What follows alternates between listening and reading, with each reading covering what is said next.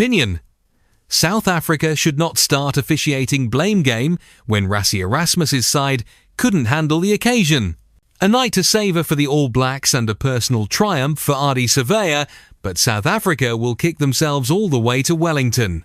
This was their shot at history, their chance to end New Zealand's 31-year unbeaten streak at Eden Park, to win in the spiritual home of Kiwi rugby for the first time since 1937, and they blew it.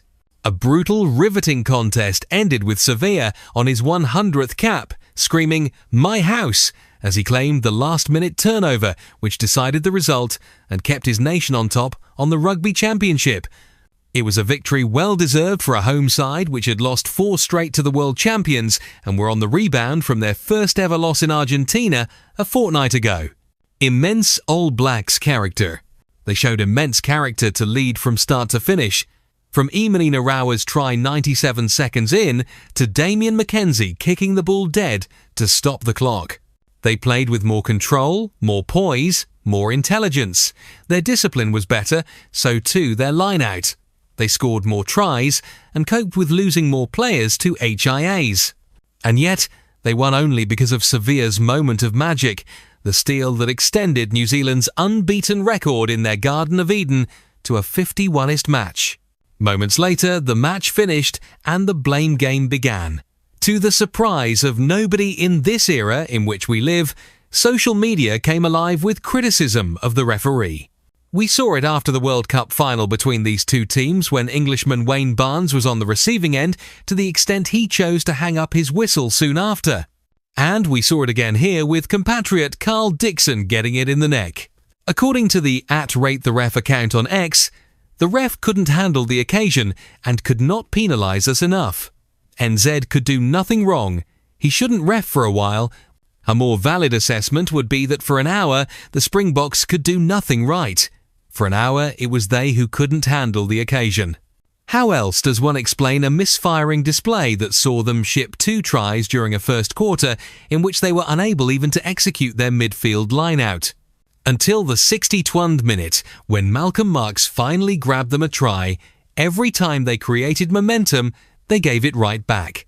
There was Grant Williams' knock-on in the 37th minute, after South Africa had won 4 penalties in quick succession to advance up the field. Then came a South Africa line-out, so long in the taking they were timed out that it followed a wondrous 50. 22 by Handré Pollard only made it more galling. 5 times the Boks ventured into the home 22 without scoring a point. On 52 minutes they threatened, only to be penalised for crossing. 9 minutes later, Damien Dialende got his timing wrong when Cobus Reinach tried to put him through. It was all so clunky. Yet what makes South Africa such a formidable foe is they never give up. They never stop coming.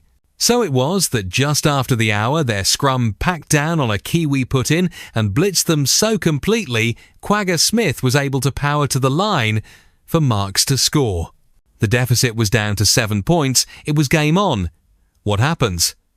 Lou de Jager obstructs at the restart to Erasmus's fury in the coaching box, and New Zealand are gifted possession back. The Boks then compound that by losing Smith to the sin bin for a professional foul, and the ABs exploit their extra man to put Quinn Tupea over. We should not be surprised. Perhaps we should not be so surprised. This has been a distinctly ordinary championship for the holders. Embarrassed by Australia in Johannesburg, they needed Pollard to kick everything and James O'Connor to miss 3 late kicks to get past the same opponents in Cape Town. Of course, they did not go without a fight here. Finishing like a train, they scored a second try through Reinach and were hammering at the door again until Savea's priceless intervention. With Erasmus in charge, there is no need for panic. This was more down to execution than major system failures. But 7 days from now, they need a reaction in Wellington. Anything less and they can kiss goodbye to their title hopes.